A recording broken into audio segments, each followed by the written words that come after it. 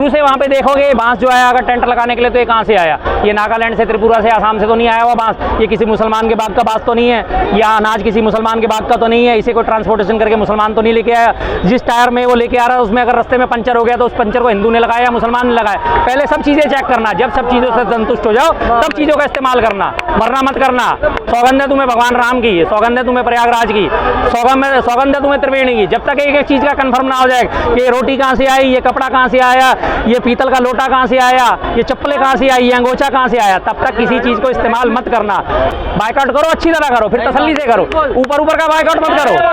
बिल्कुल, अगर ट्रेन में आ रहे हो और वो ट्रेन को कोई मुसलमान चला रहा है तो उतर जाना फौरन, चढ़ना मत किसी भी किस्म से। और पहले पता कर लेना कि डब्बा कहाँ बना था, कपूरथला में बना था या चेन्नई में बना था या लखनऊ में बना था, पहले पता कर लेना हो कहाँ किसने बनाया। इसमें मुसलमानों को हाथ तो नहीं था, तो डब्बे में चढ़ने से पहले कंफर्म करना, उसके बाद उसमें चढ़ना। हाँ जी, हमारे अंगने में तुम्हारा क्या काम। बाबा बागेश्वर अपने आप को बागेश्वर धाम बने बैठे हैं वो। एक दिन मैं साफ साफ चैलेंज करता हूँ उन्हें, आ जाए मेरे सामने, मेरे से ही शस्त्रार्थ कर ले महाराज। नहीं किसकी खोलता है, पर्ची किसकी खोलता है, जिनका सारा डाटा उसके पास पहले से मौजूद होता है। आ जाए, खुला दरबार लगा ले और मैं खड़ा होता हूँ उनके सामने, मेरे बारे में गिनती की 4 बातें बता दे, गिनती की 4 बातें बता दे, गिनती की 4 बातें, मैं मान जाऊंगा कि हाँ उनमें कुछ दम है। मेले में कह रहे कि जो मुसलमानों का बैंड है उसमें क्या कहेंगे आप? देखिए जी, बिल्कुल बेवकूफ़ी भरा फैसला है। आप कैसे का काम चला सकते हो कि आप ये हर चीज़ को चेकिंग कर सकते हो कि ये चीज़ मुसलमान ने बनाई या नहीं बनाई? सिर्फ मुसलमानों की एंट्री बन के बैन करके क्या उनके बनाए प्रोडक्ट्स को आप बैन कर पाओगे? वहाँ पे किसी भी किस्म से कोई बना कर पाओगे? अगर वो धोती पहनते हैं, वहाँ पे जितने भी साधु संत आते हैं धोती पहनते हैं, खड़ाऊ पहनते हैं, अपना पीतल का लोटा लेके चलते हैं, क्या वो जरूरी है कि किसने बनाया होगा? हिंदू नहीं बनाया हो। मैक्सिमम ये काम सारा मुसलमानों के द्वारा होता है। जो खड्डी हैं उन पर कपड़ा बुना जाता है, जिनसे तहमद बनते हैं, गोछे बनते हैं, जिनको सारे के सारे साधु संत इस्तेमाल करते हैं। अंडरवियर बनते हैं, उनकी लास्टिक जो है मुसलमानों की फैक्ट्री में बनती है। तो क्या आप वो लास्टिक भी निकाल दोगे? बिना अंडरवियर के घूमोगे?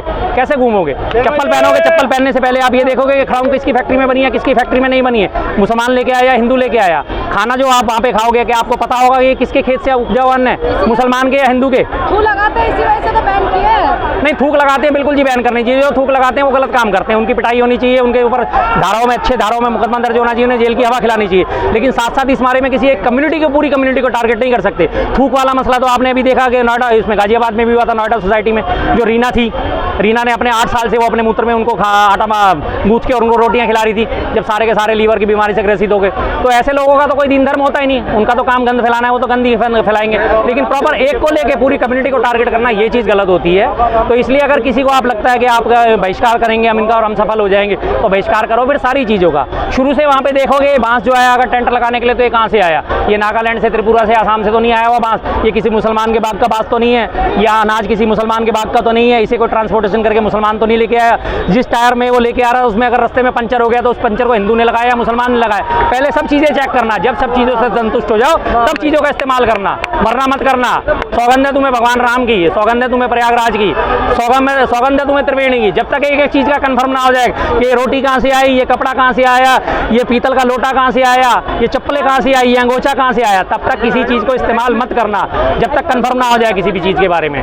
बिल्कुल, बायकॉट करो, अच्छी तरह करो, फिर तसल्ली से करो। ऊपर का बायकॉट मत करो।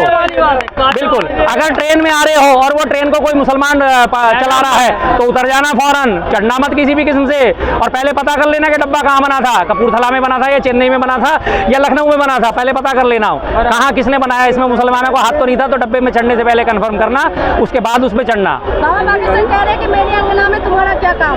हाँ जी, हमारे अंगने में तुम्हारा क्या काम। बाबा बागेश्वर अपने आप को बागेश्वर धाम बने बैठे हैं वो। एक दिन मैं साफ साफ चैलेंज करता हूँ उन्हें, आ जाए मेरे सामने, मेरे से ही शस्त्रार्थ कर ले महाराज, मैं ही आपसे बात कर लूंगा। वो कैसे वो पर्चियाँ खोलते हैं। अब उन्होंने पर्चियाँ खोलनी बंद कर दी ना। मैंने पीछे से आज वीडियो में अच्छी तरह ये मेरी सर्कुलेट हुई थी, अच्छी जगह पहुँचती। उसके बाद पर्चियाँ निकालनी बंद कर दी जब मैंने उनके उठाया था मुद्दा। उड़ीसा की रेल दुर्घटना हुई, उन्होंने पर्ची नहीं खोली। जब उनसे बात करी गई, भाई उड़ीसा में रेल दुर्घटना हुई, आपने पर्ची क्यों नहीं खोली? बताया कि नहीं मुझे पता तो चल गया था लेकिन मैं बता नहीं सकता था। क्यों नहीं बता सकते थे?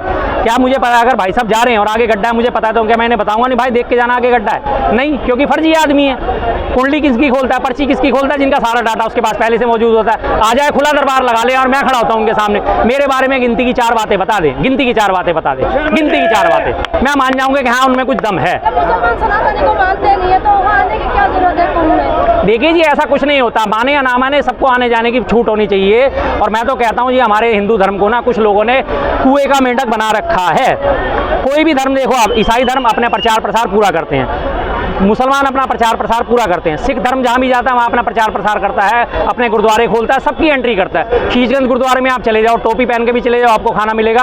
अगर आपके पास टोपी नहीं, आप रुमाल रख लो तो भी आपको खाना मिलेगा। वो पूछेंगे नहीं कि भाई आप मुसलमान हो या हिंदू या क्रिश्चियन हो, कोई मतलब नहीं है, सबका स्वागत है। आओ गुरु ग्रंथ साहब में अपनी श्रद्धा दिखाओ, कड़ा प्रसाद लो और जाओ, कोई दिक्कत नहीं है किसी को। लेकिन हमारे धर्म में ये कहा जाता है नहीं, कूप मंडूक बन के बैठे रहो, कुएं के मेंढक बन के बैठे रहो। अरे भाई प्रचार प्रसार करो। बौद्ध धर्म देखो, आज से 2500 साल पहले कितना सादा महात्मा बुद्ध ने शुरू करा था। आज देखो विश्व के कितने देशों में बौद्ध धर्म फैला पड़ा है। क्यों फैला पड़ा है? हर जगह उनके अनुयायी गए, वहां जाके उन्होंने लोगों को बताया कि बौद्ध धर्म में इन चीजों का स्थान है और ऐसे ऐसे बौद्ध धर्म के पालन करी जाए। बौद्ध धर्म की दीक्षा ये है, लोगों ने स्वीकार करा ना उस धर्म को। हमारे धर्म में अच्छाई होगी, लोगों को अच्छा लगेगा, ऑटोमेटिकली लोग हमारे धर्म में आ जाएंगे। किसी को जबरदस्ती करने की कोई जरूरत नहीं, और उन्हें अच्छा नहीं लगेगा तो कोई दिक्कत नहीं, कोई दिक्कत नहीं। किसी को रोकने टोकने से धर्म का फैलाव नहीं होता, उल्टा धर्म बंद के रह जाता है। हमारे यहाँ धर्मों में बहुत सारे ऐसी विडंबनाएं हैं कि जो लगातार कहा जाती हैं, जिनका मैं घोर विरोधी रहा हूँ कि नहीं जी, पार नहीं करना, 7 समुद्र पार नहीं जाना, इसीलिए हमें देश के दुनिया का पता ही नहीं चला। उसे देखो, कोलंबस के 7 समुद्र पार करके आगे इंडिया आ गया, बाबर इंडिया आ गया, कितने देश छोड़ के आया था। उसे पता था ना कि मुझे जाना है, तभी तो आया वो लूटने। अहमद शाह अब्दाली आया, नादिर शाह, सब लूटने आए ना,